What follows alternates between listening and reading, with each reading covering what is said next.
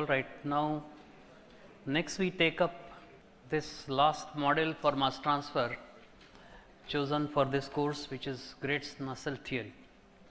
As you would anticipate, there would be quite a few tube flow or pipe flow problems.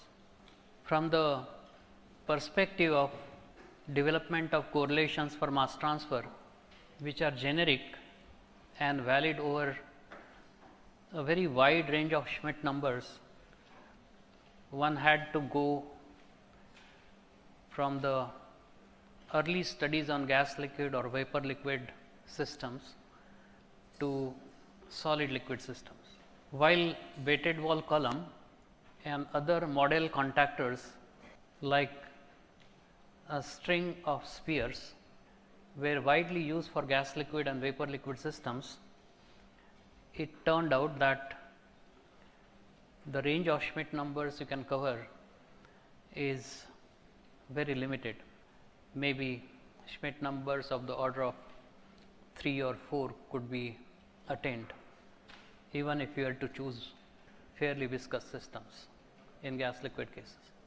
Whereas it was desired that Schmidt numbers in excess of maybe 1000 should be covered for any correlation of general validity to be claimed. So, it necessitated that experimental data were collected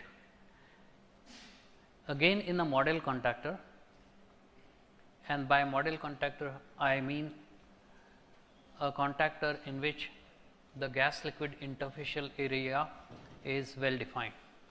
If you were to think of a population of bubbles dispersed in water or droplets of oil dispersed in water or other way around, you won't call such a system as a model contactor, because we would never be sure of the interfacial area magnitude. Whereas in a weighted wall column, you know that there is a pipe or tube with a well defined internal area, and if we know the thickness, then we can even precisely calculate the interfacial area between gas and liquid contactor. So, and similarly, if you can have a sphere on which liquid flows weighting the whole surface, and if the thickness of the film is small, then approximately that would be the area of the sphere which is in contact with the gas. If you want to be exact, you would need to know the thickness, then you can calculate the gas liquid area exactly.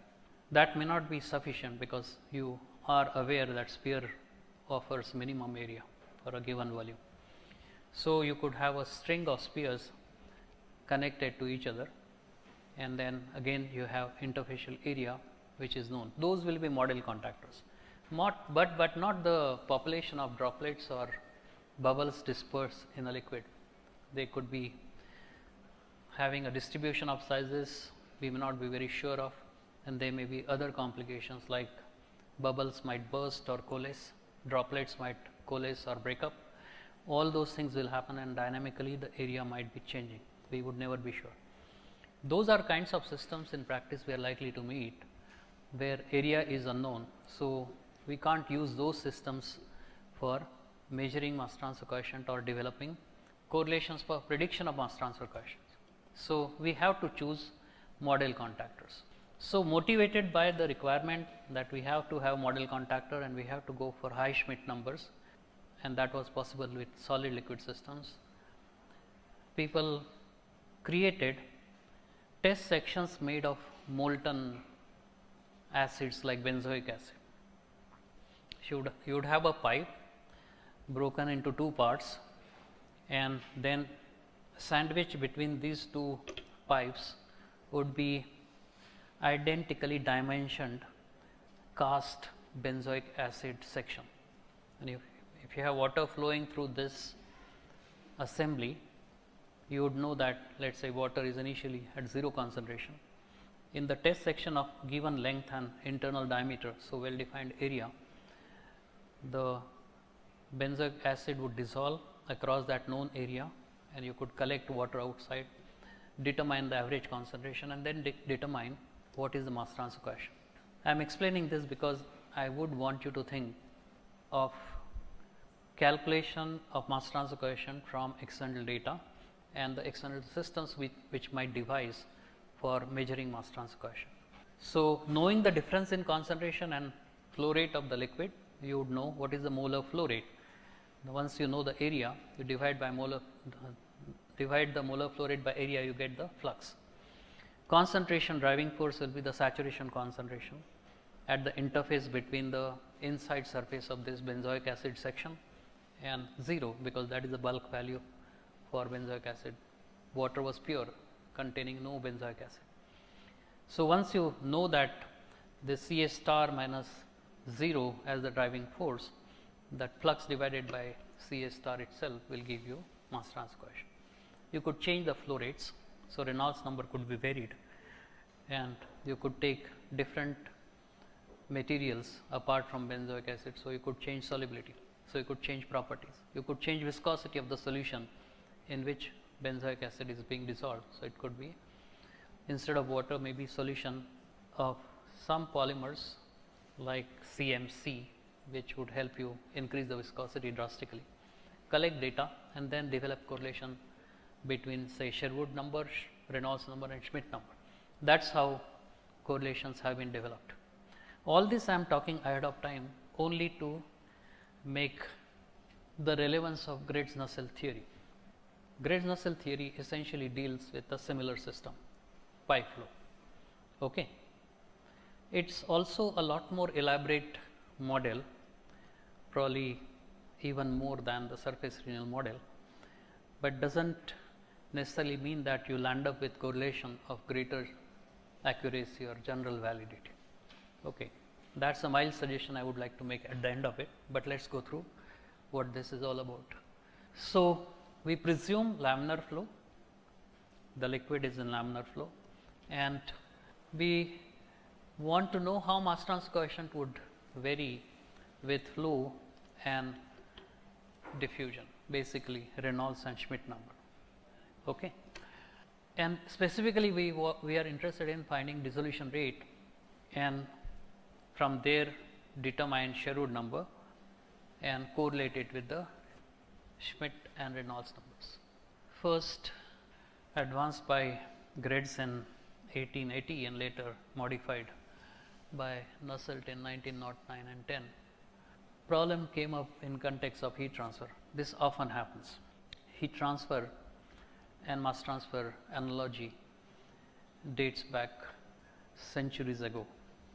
We make one more assumption here. Let us say the solute in this test section, cylindrical test section, is sparingly soluble. That means low solubility. Okay.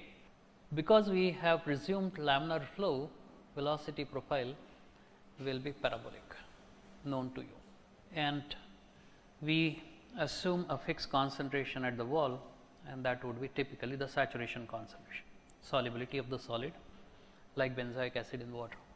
There is one more constraint we put here. We are saying it is a short tube. It means the time of contact available for mass transfer, solid dissolution followed by diffusion into liquid, that time of contact is short. When we presume or make this assumption of sparingly soluble solid solute, it means the constant wall concentration at a low solubility will mean the concentration will be essentially at saturation.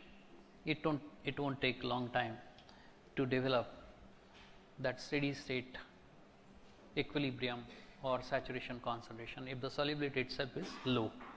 I might contrast this against one of the assumptions made in the context of film theory. There we said that probable validity of film theory will be if the film is very thin. That thin film meant capacity of the film to occupy, to have or contain solute is low. So, for even moderate fluxes, the steady state concentration would be attained, steady state concentration profile would be attained quickly. That was because we had a thin film and a concentration had to drop. If the time were very short and capacity is small, we may still not have sufficient time to develop the steady state. Hypothetically, if the film were to shrink to merely the thickness resembling a plane of liquid, that entire concentration, steady state concentration profile would be squashed into the saturation concentration. Essentially, there is a similarity there, and if the lower solubility is there, that means the capacity of the interface to contain solute is limited. Smaller that capacity or smaller the saturation concentration, quicker it would be attained. So, we do not have to worry about the interfacial concentration dynamics. Now, we look at the mass balance and we follow the approach of transport phenomena. We take a volume element, say if this is the section of the pipe, we take a volume element where the radial position is indicated by r, axial position by z. So, between z and z plus delta z, we have this cylindrical element of inner radius small r and outer radius r plus delta r. So, across this short cylindrical volume element, we have to make a mass balance. Okay. So, remember z is along axis, r is radial. So, length of the cylinder is delta z between z and z plus delta z. Thickness of this cylinder is delta r. Okay. And across this element, we want to make a balance. So, this area, curved area, will be the perimeter times delta z. So, you have 2 pi r delta z is the curved surface.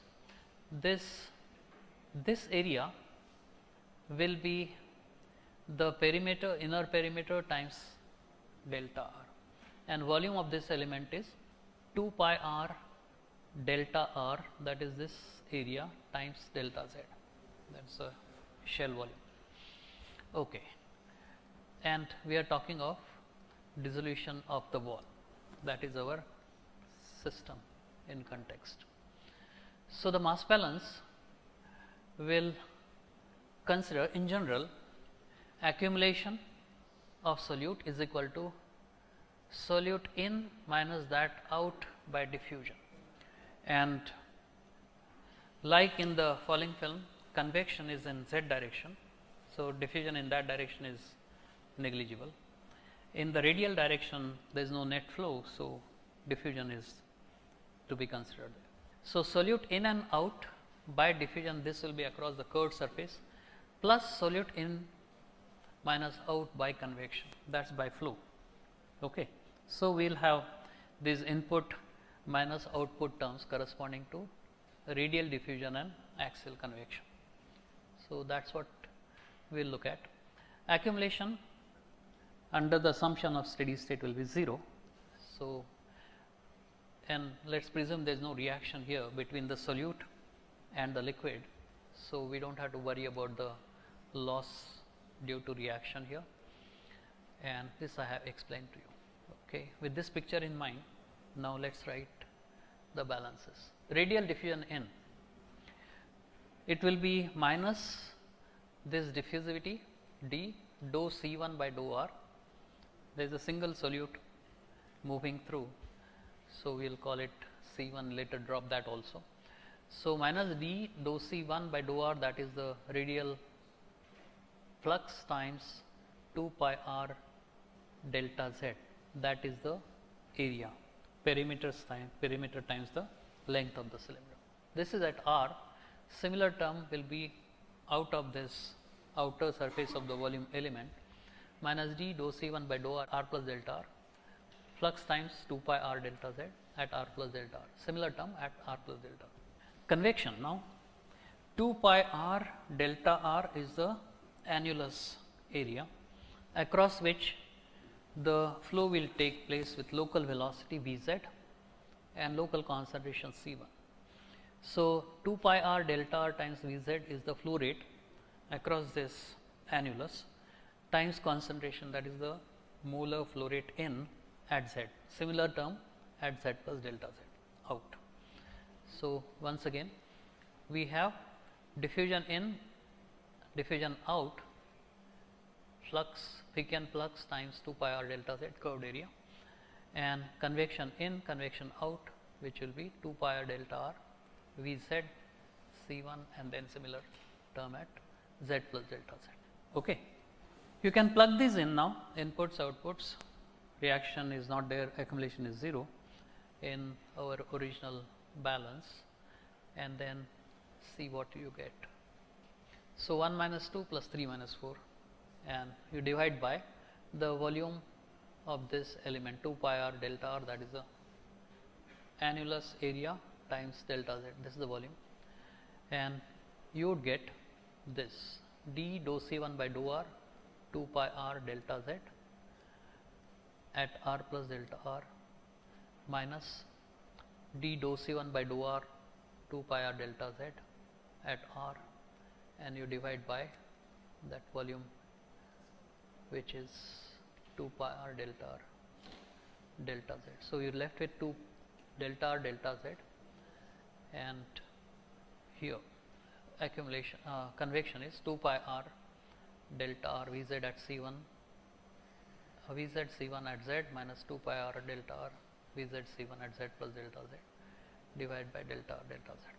Then you take the limit delta r, the radial increment, and delta z axial increment tending to 0, and you would find that this gives you d 1 by r dou by dou r r dou C1 by dou r minus Vz dou C1 by dou z. You would have that 2 pi cancelling everywhere, right, when you divide by volume element. Now we got this diffusion, convection diffusion equation, diffusion convection equation, whatever you want to call, in the cylindrical coordinates. Then we observe that the curvature effects are normally small. So unless you go to the dimensions of a micron or lesser, curvature effects can be safely ignored. So we can possibly simplify this further. What we do is, now we define the distance from wall. Remember, in the context of turbulent flow, we had a similar recourse. When we defined that z plus, we converted distance measured from the axis to the distance measured from the wall. So we do the same thing here. If radius of the tube or this test section is capital R, and R is measured as the radial distance from the center line, S will be R minus R, distance from the wall. So we can write this as R, small r equal to R minus S, distance from the wall, or R plus R is equal to 2R minus S. Okay. Then, seeing that S and R are linearly related, we have to take care of sign. Dou by dou S is minus dou by dou R, and dou 2 by dou S square is dou 2 by dou R square. That minus second time will be cancelled. So using these, we could look at the velocity profile. The velocity profile in the case of a laminar flow will be 2 times this V0, the average velocity. So that's the maximum velocity, 1 minus r by r square, and we can write this now as r square minus r square by r square, or 2v0, and we write this as r minus r plus r by r square, and r minus r is s, so we have s into r plus r by r square into 2v0, that is our Vz, right.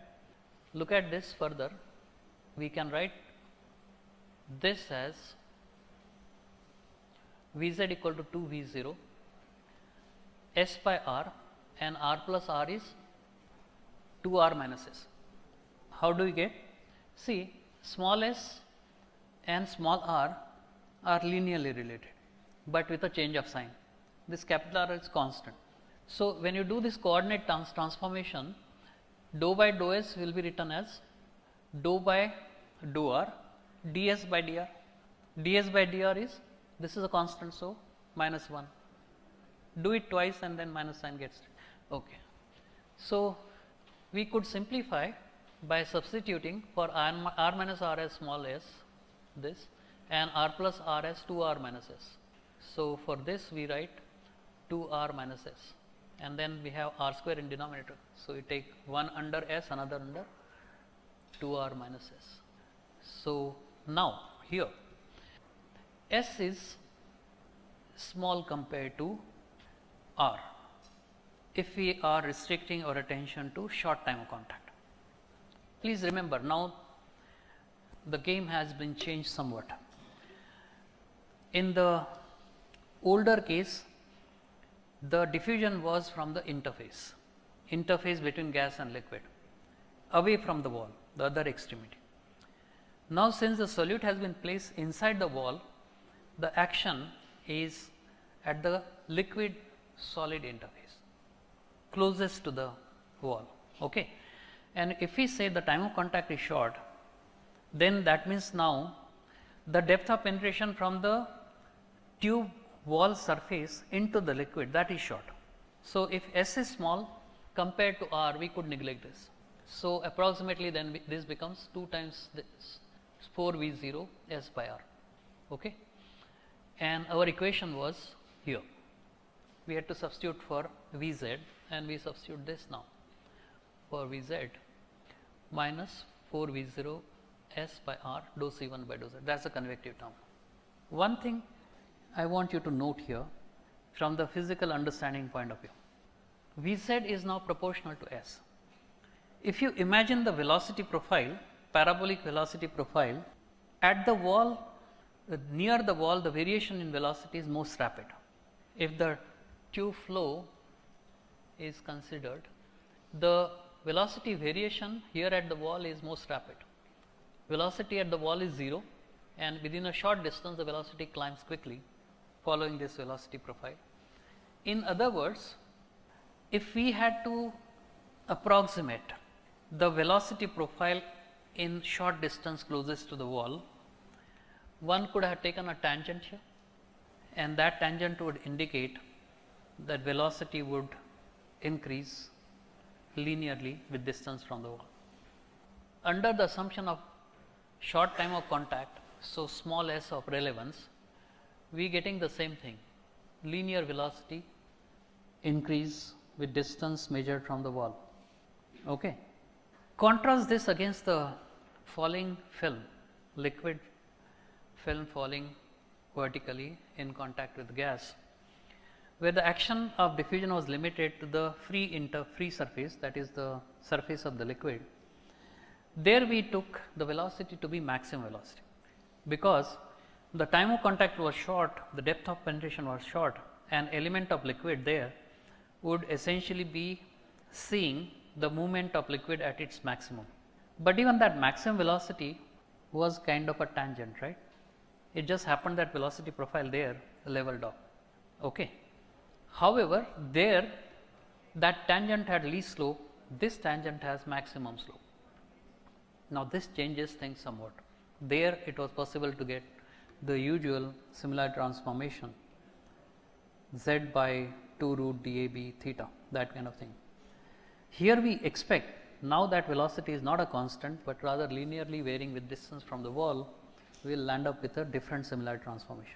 But using the same method, we should be able to figure out form of this similar transformation, not necessarily having to memorize it. Okay. So, you can infer so much information in equations if only you care to know how. Okay. So, next is then, if we neglect the curvature effects, then we could simply write this diffusional term as d dou 2 C1 by dou s square. Rest is as it. Yeah. This is the radial one. The linear rectilinear coordinates would correspond to the second derivative, which is this. We could have started with this. We could have started by saying that we neglect the curvature. Physically, what it means is, take this tube, open it. Okay. If the effect of curvature is negligible, the planar system should give you the same estimation as the curved coordinates would give you if the curvature effects are negligible. And since the time of contact is short, s is small, curvature effects are negligible.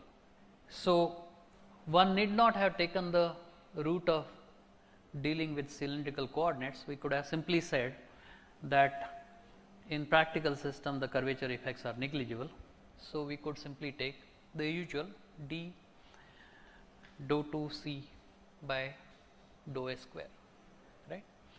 And since it is a second order system here, we will require two conditions on concentration and one condition with respect to S and one condition with respect to Z.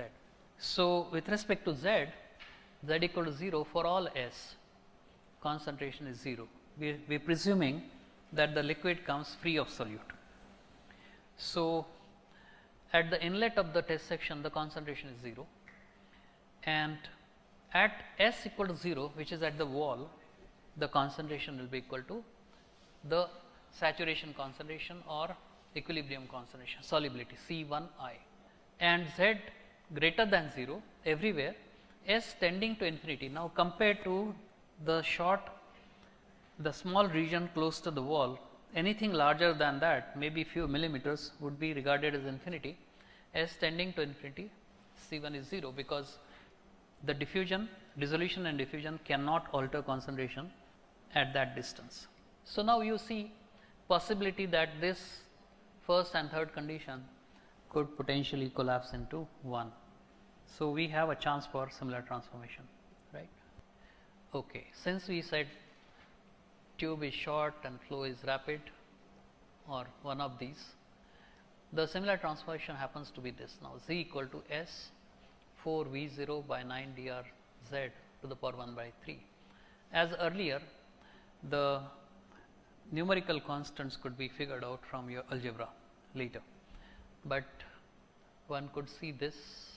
Let us say we take this whole of the constant part over here and then figure out that this dr Z by V 0, dr Z by V 0 here will go as S cube. We can rearrange this equation such that we multiply first by R and divide by V 0 S, basically transpose this over here, keep S associated with this square of S kind of position in denominator. So, we have S cube, move this whole thing over there with Z. So, it becomes dr Z by V 0 scaling as S cube. So, Z must be S divided by this dr Z by V 0 to the power 1 by 3, and the constant, as I said, we will figure out later. So, this is the way, once again, without having to remember this, we can figure out essential form of similar transformation. That is the new part that I hope you will now realize, and we should be able to use this strategy in any case. Okay, same way now we go for dou 2 by dou a square will be dou 2 by dou z square, and then this factor will be squared. Dou by dou z will be dou by dou z into now dou by dou z of this, which will give you eventually minus 1 by 3 z to the power minus 1 and z. Plug this in over here for dou 2 by dou a square and dou by dou z, and simplify, and you get now this equation. There we required two z kind or 2 eta kind of coefficient. We chose alpha accordingly. Similarly, the constant will be chosen here, so that we get this. Now, there is a chance to integrate this similarly by defining dc1 by dz as some variable. We have to also write the conditions in terms of z. So, knowing this, z is varying as s, right. So, when s is 0, z is 0. When s is infinity, z is infinity. So, that means the conditions will be for z equal to 0 or s equal to infinity, s tending to infinity, we have z equal to infinity, and s is 0 means z is 0. So, we have these conditions C1I and 0. Okay. So, that is what those conditions are, and then we can solve that equation with respect to these conditions, and I will leave the algebra for you to check you can eventually write the concentration profile as integral e power minus z cube dz from z to infinity, and then we have this gamma function of 4 by 3. We calculate the flux as minus d dou c1 by dou r, or d dc1 by ds at s equal to 0. At r equal to r, s is 0, and that we write in terms of d by dz, that is a constant. Eventually the flux comes out to be this, and when z is 0, we have this coming out to be equal to minus 1. So we have the flux, we should be able to calculate the mass transfer coefficient, because mass transfer coefficient into C1I minus 0, that is the flux. So mass transfer coefficient comes out to be d by gamma 4 by 3, 4v0 by 9 drz to the power 1 by 3. Then we calculate the average by integrating over L, the length of the test section, 0 to L, KL dz by L, and KL average comes out to be this. And finally, the correlation that we have is Sherwood average is equal to a constant, Reynolds to the power 1 by 3, Schmidt to the power 1 by 3, and the aspect ratio L by R to the power 1 by 3. Now at the end of this all, you see Sherwood varying as Schmidt to the power 1 by 3, okay, and Sherwood average varying as Schmidt to the power 1 by 3, and Schmidt is mu by rho d. Remember, one of our continuing pursuits was to see how KL average would depend on diffusivity. Can you tell me what you figure out from here? How will KL average vary as diffusivity? Sherwood is the mass transfer coefficient into L by d, diffusivity to the power 2 by 3. Sherwood has d in denominator, Schmidt has d in denominator, but Schmidt is raised to power 1 by 3. So it is d to the power minus 1 by 3 from here, and this is d, so d to the power 1 minus 1 by 3, d to the power 2 by 3. That is the kind of dependence you expect from the boundary layer kind of calculations. Okay. So essentially what we have done is here, by restricting to a short tube, sparingly soluble solid, neglecting curvature effects, and therefore approximating velocity profile by a tangent or linear velocity increase, we got now through a different similarity transformation and from an analytical solution a different dependence on diffusivity. There we had obtained KL average proportional to square root of diffusivity. Here we have it now diffusivity to the power 2 by 3. This is more of 2 by 3, which is more typical of boundary layer kind of calculation. Okay. Now we can take overall account of things. True that this will be probably adequate theory when it comes to a relevant flow situation. If you are looking at dissolution inside a pipe, this would be most relevant analysis. It happens to be the case that it has somewhat longer analysis. It might give an impression that this is more rigorous analysis, but it does not necessarily mean that we have obtained a correlation of any greater generality. So if you were to rate these theories, one could say that the surface radial model is probably the most complete model, single parameter, closest to a realistic situation. So this probably demonstrates that a more rigorous theory may not necessarily lead to more accurate prediction. But other point it serves is that it paves the way for us to look at the boundary layer in greater detail. We have been talking about it on and off a little bit, but now we can go into the analysis of boundary layer and therefore the analogies in a more complete manner. Here are some pictures. These are not experimental data. Okay, these are not the kinds of pictures that I once showed you in the context of a flow visualization in a wind tunnel. Okay, this is actually numerical simulation or computational simulation.